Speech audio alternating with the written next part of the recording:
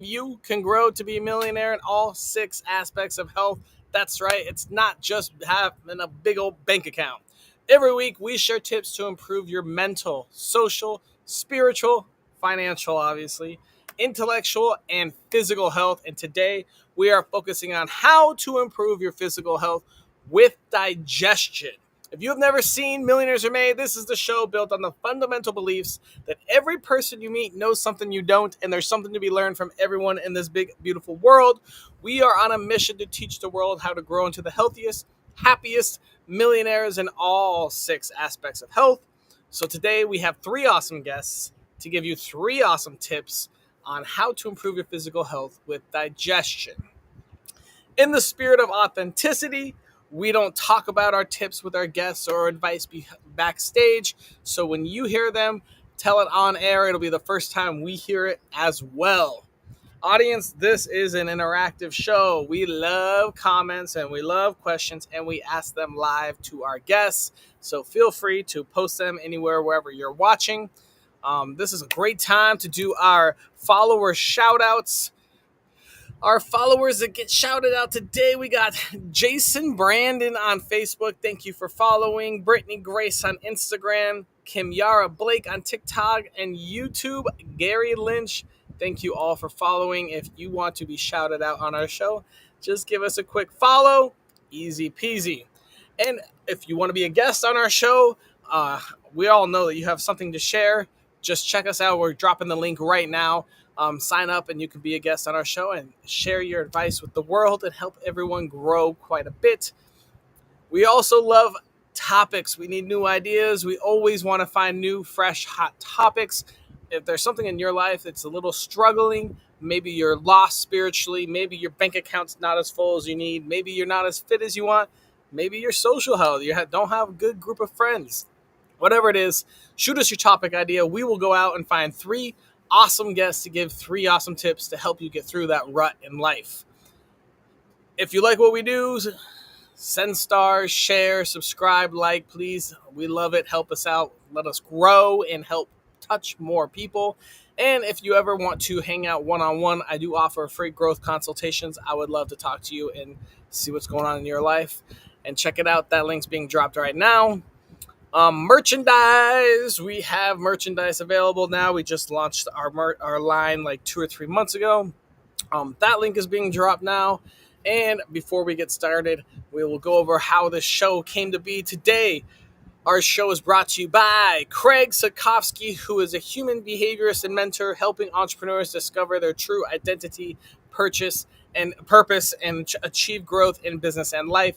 He's really important because most entrepreneurs focus on the business and not the life balance. Sarah Jones is awesome, super smart, was drowning in debt, stuck in a failing marriage, but ended up going and redoing all of her finances and now has blazed her own path to financial healing and relationship repair. Her and her husband drive around the U.S. in a giant RV with a bunch of toys attached and teach couples, individuals, and small businesses how to build healthy money habits and bring back joy to managing finances. Go check out Sarah Jones. Next up, we have Veronica Herrera, who is a life coach and a host of Thrive, Don't Survive, which empowers others with emotional regulation tools to transform challenges into thriving success. Go say hi to Veronica. And our final sponsor is Kim Groshek, a 2-time international best-selling author and speaker, helping CEOs maximize focus, energy, and health with 30-plus years of industry leadership experience. Go check them out. They let us keep this show going and make it all possible. And with that all being done and said, it is time to bring out our first guest. Our first guest is one of our favorites, Ina. Ina, tell us, who are you? Hi, Austin. Thank you for having me here. Nice to see you again. I'm Ina. I'm a life coach. I help people who feel stuck in their health, in their love, in their finances. I work a lot with children who have ADHD, autism, behavioral problems, emotional problems. So wherever people are stuck, I'm happy to help.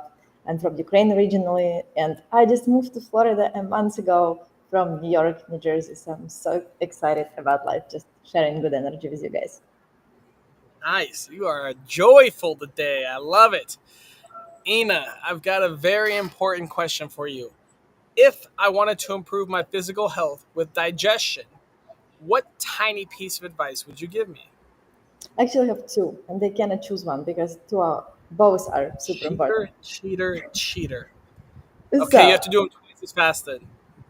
number one is work on your emotions because your digestive system actually works through your fears. So if you have lots of fears in life, it will affect your digestion a lot. Second one is your spleen. So if you feel that you rush things in life, then you just need to put your hands on the left side, a little bit down from your solar plexus. You put your both hands like that down there and you say to your spleen, it's okay. I am where I need to be right now. Everything's gonna come at the perfect timing for me. There is no rush in life.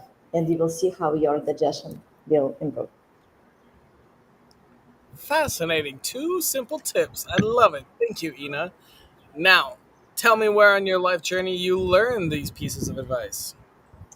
So I actually learned that when I was taking a course for finances from Energy Coach, and that was one of the tips that she gave us. Okay, good. Hire a coach, take all their knowledge, and now you have it. Awesome, Ina. Thank you so much. We're going to move on to our next guest, who is Sameer, and we'll bring you back out in the round robin. We'll see you soon. Next up, we have Sameer. Sameer, who Hey, are you Austin, this how's it time? going? I'm the same person I've always been. I'm a health coach and a PhD student, researching human health and history. That's what my passion is all about. First principles healing. First Principles Healing. Great. Well, then I have a question for you, Sameer. Yeah. If I wanted to improve my physical health with digestion, what simple piece of advice would you give me? Ina is so chill. She's kind of, I don't know. I'm going to be a bit of a contrast because I feel like swearing today. So forgive me for that. But it's like, my fucking advice is please don't listen to anyone else's advice and please don't do the fucking high fiber shit. Like it's crazy. It will tear up your digestion. It just ruins things. So, if you don't like eating cardboard, maybe don't eat high fiber foods. That's my piece of gut health advice. If you don't like eating cardboard, don't eat high Yeah. fiber foods. So you're saying don't eat fiber at all. So No if chia you're trying to seeds. avoid fiber, that's going to be like, that's a whole project and it's not necessarily that easy. It's something that I have done and I do recommend, and we have to do it for some clients. For example, if you have autoimmune, if anyone has any gut issue, what's the first thing they're put on? They're put on what's called a low FODMAP diet. Okay. Low FODMAP is a low fiber diet, and that solves their problem significantly. It improves their problem significantly. Now, when I put my clients with autoimmune bowel disease on a zero fiber carnivore diet, their disease goes away in like a matter of hours or days, right? So fiber is actually, when we look at people who have gut problems, fiber is making the problem worse like 100% of the time. So if you don't have a gut problem, you don't need to go zero fiber. But why the hell are you eating brown rice instead of white rice? Why the hell are you going out of your way to have things like kale, smoothies, and I don't know what all people are having these days? Because you think fiber, which is indigestible carbohydrate, is good for you. It's not. Get it out of your life. All right. Improve digestion, get rid of fiber. Samir, where did you I learn learned this that? the hard way. So the other piece of advice is don't be like me, man. Like because when I had bad digestion my whole life, I didn't even understand that I had bad digestion because I just thought that's what human digestion is. Like I thought all my shit had to be messy. I thought whenever I took a poop it had to be painful. I thought when I needed like a lot of water or a lot of paper towel to clean my ass when I was done. Like I just thought this was normal, right? And when I Wow. went low carb and then eventually carnivore and actually had proper bowel movements without any pain, it's over in less than a minute. I used to be one of those guys who was sitting on the toilet, playing with my phone or like playing video games or like reading the newspaper in the old school days. And I'd be in there. You can ask my wife. I was in there for like 20 minutes on an average day, right? But now it's over and done with. 5 minutes is the absolute max. And, there's not much cleanup that's involved because the digestion is proper, because you're not having all this indigestible shit in there, right? So I learned it the hard way. Don't be stupid like me. Be smart.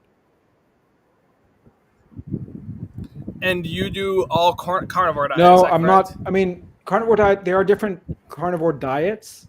What I recommend is a diet that is based on ancestrally appropriate foods, which are 70 to 80% meat and then 20% low carbohydrate vegetables, maybe some fruit, is what we tend to recommend. But it's going to vary from person to person. That's why it's important.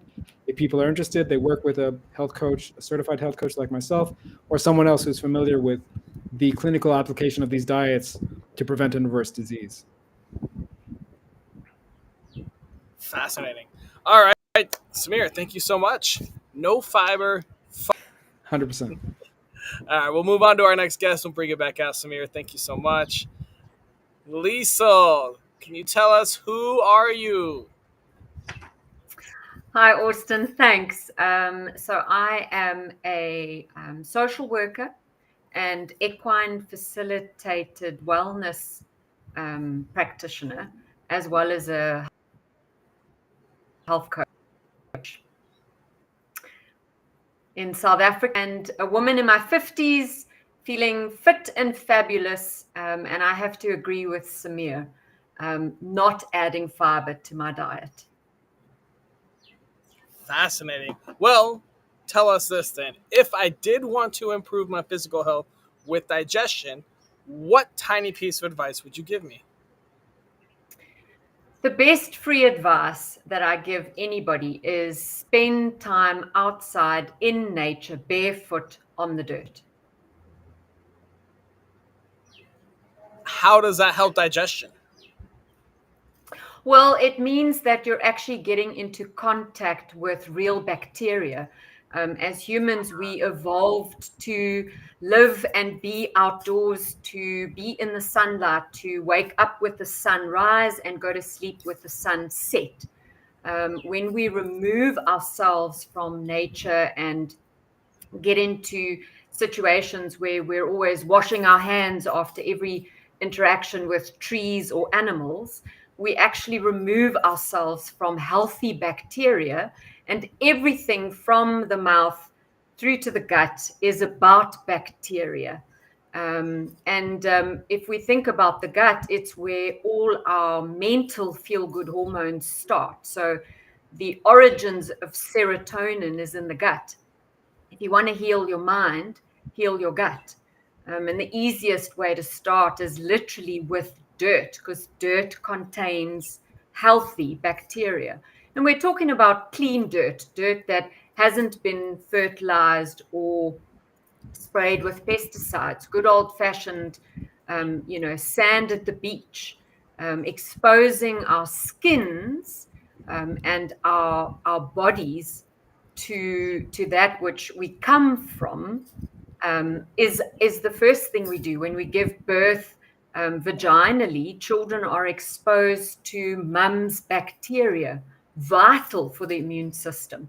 And the same with breastfeeding. Breast milk gives a baby their best chance at a healthy digestive system because it contains a whole host of bacteria.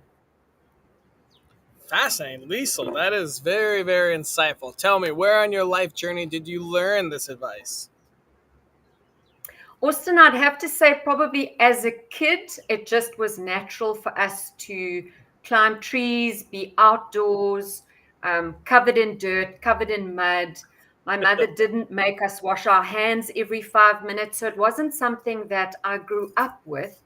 And in my 40s, when I had the wonderful blessing of giving birth to our daughter, it really was brought home to me just how important for her as a baby, but also a growing human, all of her bacteria and gut intact would make the world of difference, including, for example, avoiding all antibiotics while I was pregnant and even before I planned the pregnancy, because antibiotics can disturb your gut bacteria for up to 2 years. Oh, man. Yeah. Oh, all right. Wow, Liesl, all right. A lot of information you gave us there. Just dropped some knowledge bombs on us. All right, at this point in our show, we are going to bring the rest of our guests out and do a little round robin. So we'll bring Ina back out and we'll bring Sameer out. And audience, this is a great time for you to ask questions if you have any. And we will start with Ina. Ina, can you quickly refresh what your tip was for us? The tip was to work on your fears and also to calm down your spleen, not rush in life. I like it. All right. Sameer, what are your thoughts on her tips? Sounds good. Not really things I've thought about, but they sound great. Liesl, do you have any thoughts on Ina's tips? Well, I love that. I think that when we rush around life, we miss out on so much. We miss out on so much joy and appreciation and opportunity to really experience each day. It's a lovely tip. Thank you, Ina. Yeah, so welcome. Sameer, you want to quickly refresh what your tips were for us? Or tip? Yeah, my tip was basically don't believe the hype and get fiber out of your life. But that's not a super easy thing to do. Maybe it's something that's more in the background. In terms of the actions that I know that we're going to move towards, I really like Liesl's action of, get out there, get in the dirt, play with some bacteria, see what you can, get. If you can do it barefoot in the morning, then that's getting other things out of the way too. So, yeah, I like Liesl's tip there. Get out there, play with some bacteria. I mean, you remember, guys, and we are bacteria. You sitting there, Austin, in that lovely place in the Virgin Islands. You are 90% of the cells in your body are not human cells; they are bacterial cells, right? So we are a colony for that. That's by some estimates. It's really hard to do this because some of this we can't figure out. But certainly, there's more non-human DNA in you than there is human DNA, right? That's fascinating. So we got to take care of the bugs, otherwise they're gonna. And if you don't take care of them, they're not going to be nice to you. You with me? So this is why making sure that you are like if I go to a new place, even if I just go to a different city in South Africa, I don't care about the weather. The first thing I'm going to do is go out barefoot in the dirt and sort of play around a little bit because I want the bacteria in my body to know that these are the bacteria around here, and they should kiss and play nice. Otherwise, they shouldn't fight with each other. Otherwise, I might get sick. You with me? Some of this sounds like hokum and like nonsense, but it's really like it's all backed in pretty serious science. So if you go to like somewhere people get sick a lot, right? India or Vietnam or Bangkok. I mean, you think that a lot of that could be prevented or at least minimized if you ran out and checked out their bacteria first? I mean, you got to be careful. Like, if I go to India, I have family in India, and if I go there and drink the tap water, I'm just asking for trouble, right? Okay, right. So you got to do it in a very sensible way, and you got to do it with the right sense. We got to know what's going on. But to the extent and the other problem is if you go and visit my wife's family in India, like, where's the nature? Like, they're living in these huge concrete blocks, right? So, but if you can find some nature to get into, and we've done this, there's a bird sanctuary not too far from where my in-laws live in Delhi. You go out in the bird sanctuary and you spend some time there, you're less likely to get sick after that. We have seen that to be the case. Man, that's fascinating. And when I travel, that's going to have to be cool. All right. Liesl, what are your thoughts on Sameer's tip? Even though you already kind of went over it, let's hear some more. I love Sameer's tip. I cut fiber out of my diet about 2 years ago, and at the time I reversed my perimenopause symptoms and got my energy back, started sleeping like a baby again. Just took my fitness to a whole nother level. So I would definitely go with take fiber out of your diet. So I'm not objective when it comes to Sameer's tip. And I think that his description of, when we eat crap, that's what we push out of ourselves, our skins, our minds, our emotions. And when we take it out, it just puts us in a better space. Fascinating. Ina, what are your thoughts on Sameer's tip? I love it. I've never heard of it before. I already put a note for myself to explore it more. I think it's fascinating and super interesting, and I really appreciate that. I'm in the same boat. Interesting. I don't have a problem much, but now I feel like I'm gonna have one anyway, so I gotta switch out soon. Sameer, what is the worst source of fiber? This is a hard one, man. I mean, I mentioned brown rice. Brown rice is very high in arsenic, man. Okay. So it's like, I don't know why people are eating this stuff. Like, you're not really. I mean, I don't know why people are eating rice in general, but eating the brown rice, you're getting the most toxic parts of the plant. Whereas if you just ate, like, if you look at traditional diets in China and India that include rice, it's always white rice. Like, it's always 100% of the time, never brown rice, right? So that's an obvious one. And then I think any wheat products. I mean, that's another one that I think, why is anyone having any wheat products? But again, brown bread and stuff, like, it's, yeah, why are you doing that to yourselves? What about quinoa? Quinoa is yeah, I don't know what to tell you, man. It's not a superfood. it's if you look Okay, but it's better than brown rice. it's like saying that, arsenic is a little better than lead. I mean, maybe in the right dosage in some places. Listen, with all these foods, you mentioned quinoa. I've spent time in Peru, where quinoa is from. Quinoa is the diet of people who are starving, of people who were literally had no choice. They weren't given food by the kings and by the lords. They had to find something to feed themselves. And quinoa is what they came up with as a high protein plant, together with whatever llama meat and alpaca meat they could sort of scavenge or buy off the rich people or whatever it was, right?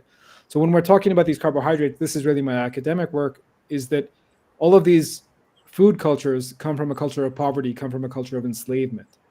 And once you begin to understand that, you say, okay, it's not healthy, but it's healthier than starving to death, which is absolutely true, right?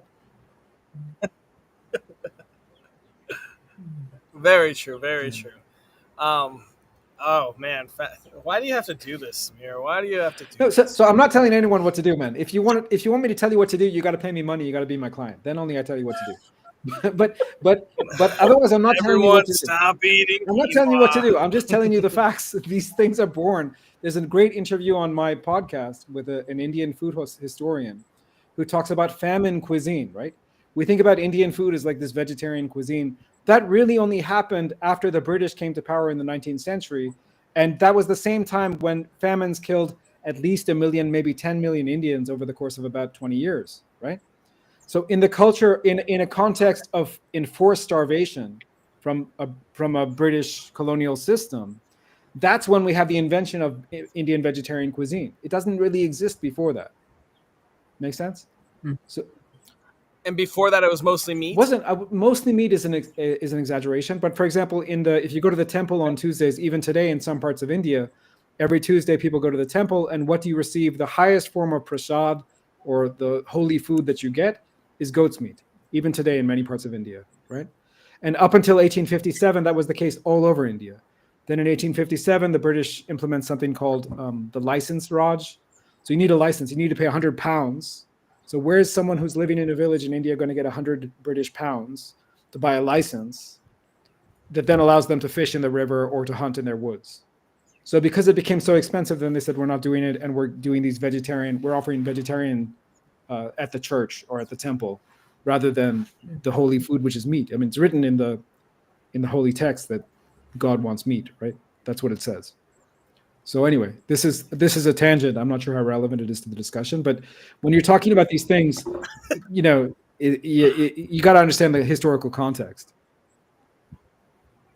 It's always fascinating with everything, almost the historical context. Like, I mean, not even taking food or meat or any of the specifics. Doing this show, I find this out so often. Things that things that are taken for granted today, even like 30, 40 years ago, everyone's like, no, that is not how it was then. And it's fascinating that you just shared that with us. I never knew about that Indian history. I mean, that's kind of fascinating that they charge that much, and that's where vegetarianism, almost was bred from. Yeah, it's definitely fascinating. Interesting. I also love incorporating ancestral energy work in health. in like solution to health problems, because it's really a lot of history of the family and we hold it in our DNA, and then it affects not only our health but mostly health of children, and it can be like the biggest thing to help children to be more healthy is to work with parents on ancestral energy. This is also a very fascinating piece of that. Tell us more about that, Ina. So you're talking about like your Reiki side, correct? Working on energy in Reiki can families. be Tell us how that Reiki can be works. a part of that. I call it epigenetic session, and that's closer to what's in German psychological schools. They call it family constellation therapy. It's literally has to do with Okay. your family lineage. So you talk their names of parents, great parents, maybe great grandparents, and then you kind of it can be done like originally in family constellation therapy. They do it in a group, in person, in a group of people, and then one person becomes your mom, one person becomes whatever. You can solve different problems with that. I've done different on this. So sometimes it would be like business, sometimes it's money, sometimes it's health. So depending on what you're addressing there, you name people in the group like, okay, you will be my money, you will be my new project, you will be my old project, stuff like that. Or if it's in health, then you name it like, okay, you're my grandma. So when it's done in the group, each person kind of becomes your relative, and then it affects in a great way people, all of the people in the group and everyone who is watching, and you personally if it's like your session. The way I do it one-on-one on Zoom, so we don't have this bunch of people becoming other people for an hour, because I saw when people get a little bit more stuck there, and then it's more challenging to get back. You tap yourself like, okay, I'm Ina, I'm back to my physical body, now I'm Ina again. But how much of percentage are you in really now? So to avoid that, and it just feels much lighter and better for me, I do it on Zoom, and we address, we work on literally on energy of these people, like relatives from the past. And it's just fascinating how sometimes just one session, like I had clients, children with hives and with eczema, I would do one session like that, next day it's gone. I did have results like that. So it's not like guaranteed that it will help in just one session, but I had, and it was very interesting. But it's a lot of energy work there. Wow. This is an episode of enlightenment. Lisa, what do you got? Tell us something new and crazy. Well, I was just thinking that Ina reminded me of a session that I was in with the horses, in a family constellation session, and the person invited each member of the herd of horses to represent somebody in their family, and then the horses moved themselves into right standing. And I found the process absolutely incredible, and it just helped remind me again that we and everything in our world is energy. Everything is connected. And so one of the pieces for me that this conversation this evening has brought back again into my awareness is that my digestion depends on your digestion. And if you're able to process things well, I can process things well, because each of us is connected to one another through this wonderful system of bacteria. And the animals and nature doesn't ever let its mind get in the way. And it's when we listen to our gut. We talk about, I had a gut feeling. The more we listen to our gut, the more accurate our gut becomes. And as Sameer so rightly said, stop taking other people's advice. Just listen. When we really listen to our gut and our heart, then we bring our mind back into a place of knowingness. Okay, hold right there, Lisa. So we've done shows before, and I like what you just said. Um, so we've had guests before that talk about how you have your cravings, right? Just like you were saying, listen to your heart, listen to your gut. People have cravings for like McDonald's, and so how to get rid of that.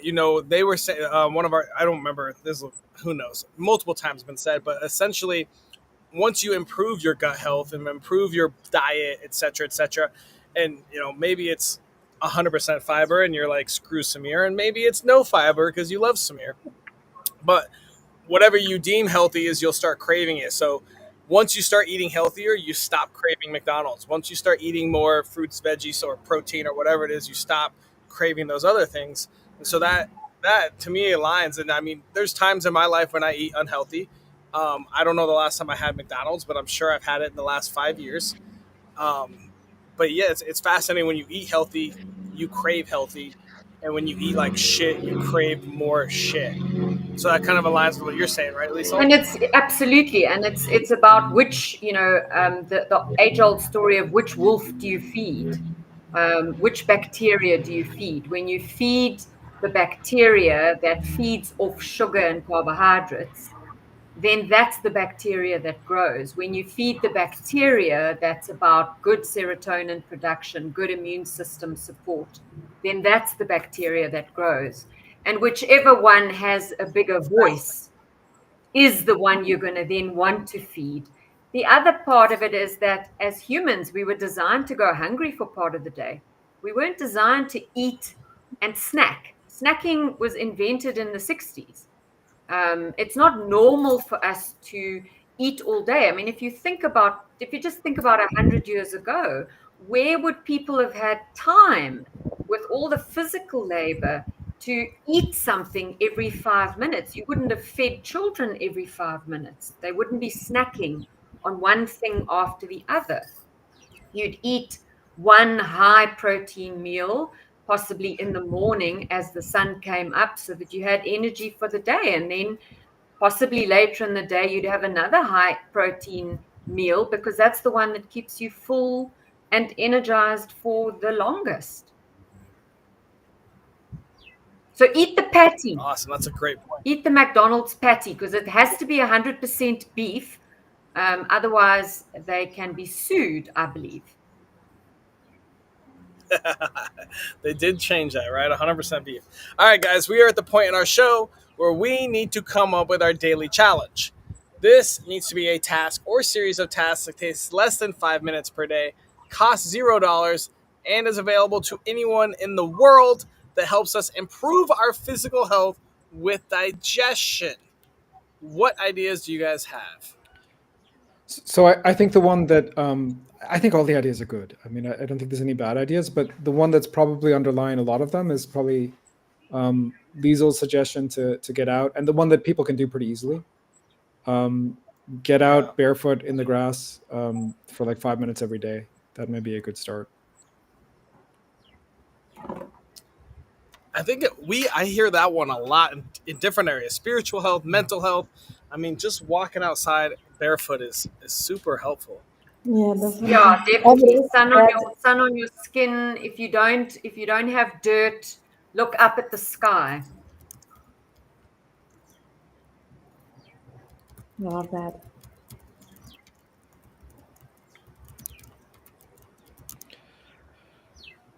Yeah, so that sounds like a good one. I think everything else is good for people to keep in mind. But if we're looking for a discrete task to give people for the next week, that's a pretty easy one and a good one. I would add journaling then, because your digestion a lot has to do with your emotions. So the more you are calm, peaceful, and restful and relaxed and have good energy in your body, the better you will feel, the better your digestion will be. So like easy physical exercise, maybe some qigong, which is like super easy to do. You just move your hands like that, and it really increases and helps with your energy. And journaling about your emotions, or finding some professional help to work through them, would really help a lot. Yeah, no, I love it. So 5 minutes out barefoot, doing some yoga or qigong, something like that, something light and easy that anyone can do.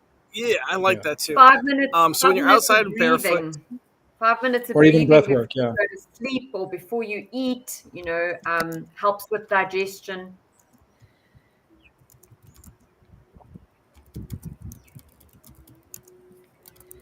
Yeah, any or all of that, as much as you can fit in the meme in the little template, Austin. So I think we're gonna go out barefoot into nature. Um, I got somewhere I can do that at.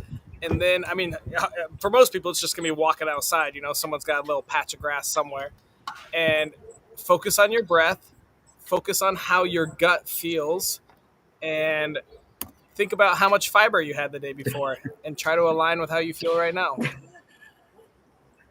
Maybe you had a lot of fiber and you feel good, and Sameer is 100% wrong about your body. But maybe you had 100 grams of fiber and you feel terrible. It's And it's an Sameer's right. amazing thing because I've had clients who are like literally like prostate cancer patients who have been told by their doctor to increase fiber, and then they feel like crap, and then they increase it even more, and then they feel even more like crap. Mhm. So it's like, guys, like just try taking it out, see what happens. just give it a shot. Awesome. Okay, so yeah, thank you guys so much. We're gonna wrap this up. If you guys enjoyed or learned anything, go follow them on socials. They were all dropped on their links when they appeared, or just ask us or comment, and we're really easy to reach. And if you want to learn about fiber or happiness or Reiki or anything like that, you can check out any of them. Guests, thank you so much, Ina, Liesl, and Sameer. You guys were awesome. What an awesome episode. I can't wait to share this with a bunch of people. And thank you guys so much for watching. Hope you guys had a great time. Our daily challenge is to go walk into some dirt and or grass barefoot and get some of that healthy bacteria in there. Look at the sky and enjoy some vitamin D. And then smile, focus on your breath. A little bit of heavy breathing. Feel your gut. How does it feel right now? Do you feel heavy? Do you feel bloated? Do you feel ready to go? And then see if you can correlate that with how much fiber you had the day before. Did you have a bunch of fiber? Were you eating white rice or brown rice or quinoa or breads or whatever it was? Align that with how you feel. If you're feeling amazing, maybe you had no fiber, then maybe you need to start thinking about that in your diet.